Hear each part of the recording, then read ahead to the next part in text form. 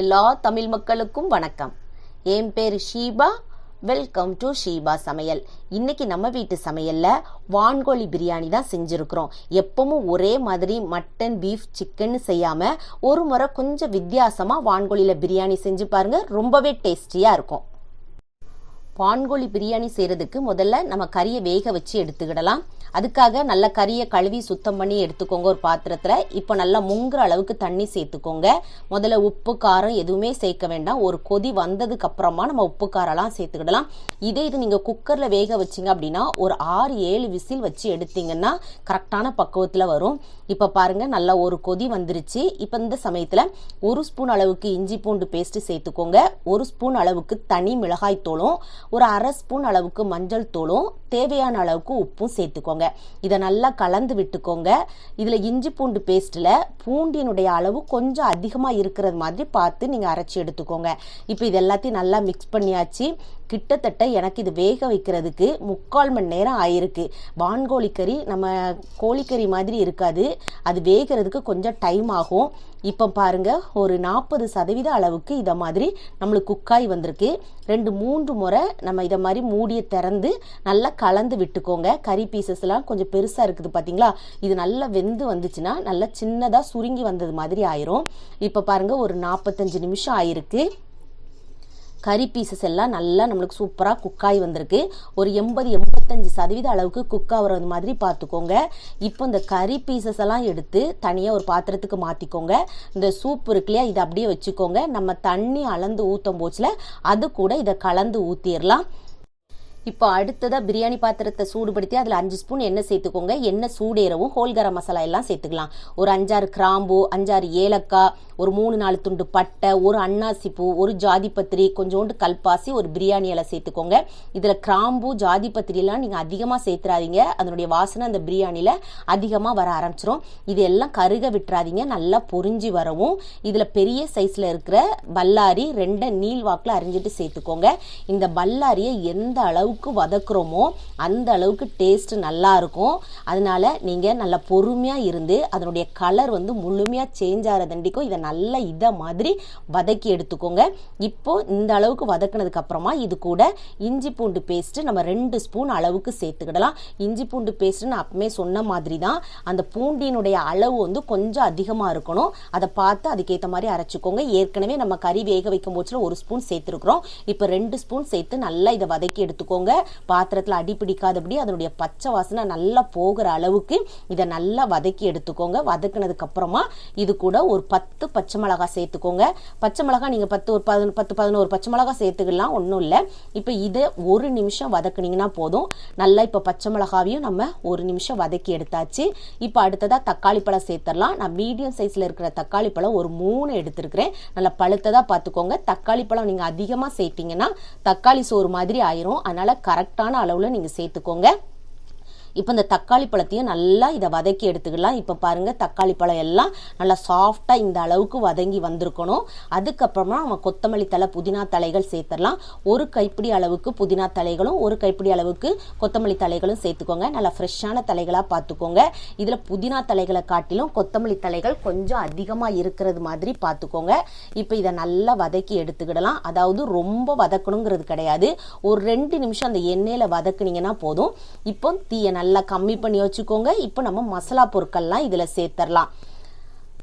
2 spoon அளவுக்கு தனி மிளகாய் தூள், 2 ஸ்பூன் அளவுக்கு தனியா தூள், 2 ஸ்பூன் அளவுக்கு பிரியாணி மசாலா, 1 ஸ்பூன் அளவுக்கு பெருஞ்சீரகத்தூள் சேர்த்துக்கோங்க. இதுல பிரியாணி மசாலா இல்லைன்னா ஒரு பிரச்சனை இல்லை, 2 ஸ்பூன் அளவுக்கு கரம் மசாலா சேர்த்துக்கோங்க. இப்போ இதுக்கு தேவையான அளவுக்கு உப்பு சேர்த்துக்கோங்க. அதே மாதிரி முக்கியமா பெருஞ்சீரகத்தூள் சேர்க்க மிஸ் பண்ணிடாதீங்க, அதை கண்டிப்பா சேர்த்துக்கோங்க. அது மாதிரி இதை கருக விட்டுறாதீங்க. தீயை கம்மி பண்ணி வச்சுட்டு அது பச்சை வாசனை போற அளவுக்கு வதக்கிக்கோங்க. கிட்டத்தட்ட ஒரு 2 நிமிஷம், ஒரு 3 நிமிஷம் வதக்குனீங்கன்னா போதும். இப்ப பாருங்க, உங்களுக்கே தெரியும் நல்லா இந்த அளவுக்கு வதங்கி வந்துருச்சு. இப்போ இந்த சமயத்துல நம்ம தயிர் சேர்த்துக்கலாம். ஒரு 1/2 கப் அளவுக்கு தயிரை நல்ல ஸ்பூனை வச்சு நான் அடிச்சுட்டு சேர்த்துருக்கிறேன். நீங்க அப்படியே சேர்த்தீங்கன்னா ஒரு மாதிரி திப்பி திப்பியானது மாதிரி இருக்கும். அதே மாதிரி நீங்க தீயை கம்மி பண்ணி வச்சுட்டு தான் நீங்க தயிர் சேர்க்கணும்.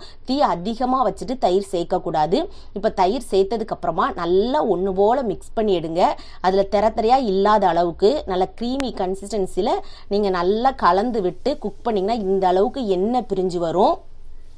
இப்போ பாருங்க அந்த மசாலா எல்லாம் சூப்பராக நம்மளுக்கு ரெடி ஆயிருக்கு.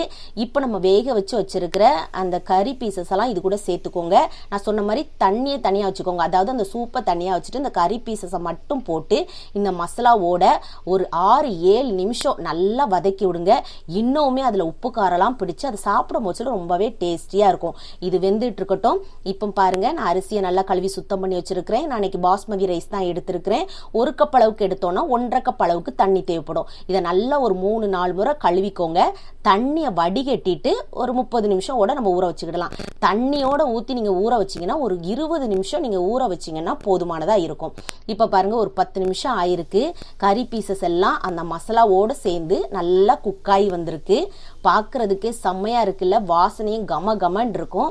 இப்போ அடுத்ததாக நம்ம இது கூட அளவு தண்ணி சேர்த்துடலாம். பாஸ்மதி ரைஸுங்கிறதுனால 1க்கு 1.5 சேர்த்துருக்குறோம். மற்றபடி வேறு அரிசினா உங்களுக்கு அளவு தண்ணி மாறுபடும். ஏற்கனவே நான் நிறைய பிரியாணி ரெசிபிலாம் போட்டிருக்கிறேன். பிளேலிஸ்ட்ல போய் பார்த்தீங்கன்னா தெரியும். இப்போ நான் 1 கப் எடுத்திருக்கிறதுனால 1.5 கப் அளவுக்கு அந்த சூப்பையும் தண்ணியும் சேர்ந்து நல்லா மிக்ஸ் பண்ணியிருக்கிறேன். இப்போ எனக்கு உப்பு காணலை, நான் உப்பு போட்டுக்கிறேன். நீங்கள் உப்பெல்லாம் செக் பண்ணி பாருங்க.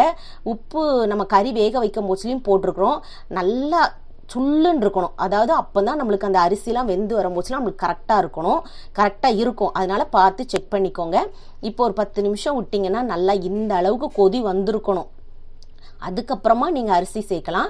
இப்போ நல்லா ஒரட்டை கலந்து விட்டுக்கோங்க. கலந்து விடும் போச்சுலையும் நமக்கு அதில் கொஞ்சம் கூட கொதி நிற்காத அளவுக்கு தகன்னு கொதி வரும் பாருங்க. இந்த சமயத்தில் நம்ம கழுவி ஊற வச்சு வச்சிருக்கிற அரிசியை சேர்த்துக்கிடலாம். அரிசியை சேர்த்த உடனே அங்கே ஒரு கிண்டு இங்கே ஒரு கிண்டுன்னு போட்டு அதை நொறுக்கி தள்ளிடாதீங்க. அரிசி போட்ட உடனே சாஃப்டாக அப்படியே மெதுவாக கலந்து விட்டுக்கோங்க. அரிசி எல்லா இடத்துலையும் படுறது மாதிரி நல்லா இதை மாதிரி கலந்து விட்டுக்கோங்க. இப்போ பாருங்க சூப்பராக கலந்து விட்டாச்சு. இப்போ நீங்கள் மூடி போட்டு ஒரு 7-8 நிமிஷம் கழித்து பார்த்தீங்கன்னா உங்களுக்கு கரெக்டாக இருக்கும். இப்போ நம்ம மூடி போட்டு வச்சிடலாம். இப்போ ஒரு 7-8 நிமிஷம் ஆயிருக்கு. நம்ம திறந்து பார்க்கலாம்.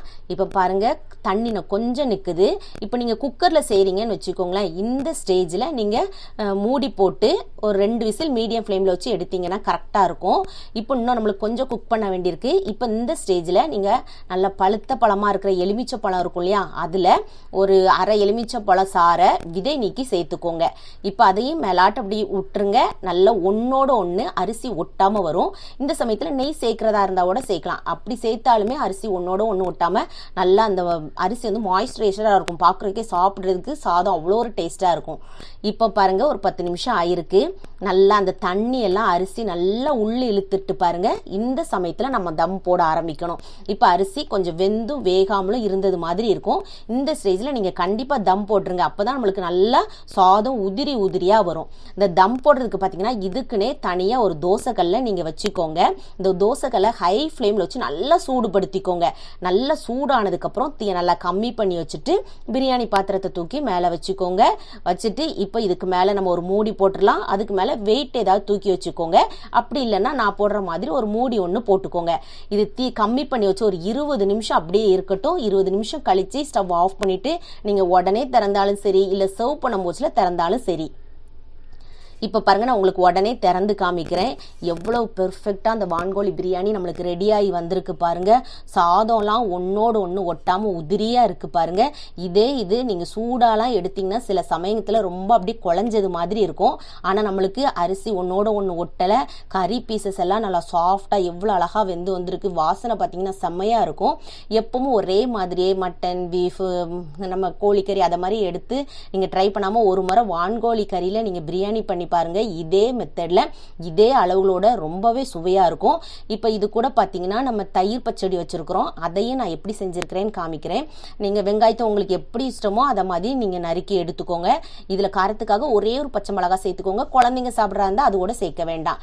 இப்போ ஹெல்த்தியா இருக்கணுங்கிறதுக்காக ஒரு சின்ன கேரட்டை தோல் நீக்கிட்டு துருவி சேர்த்துக்கோங்க.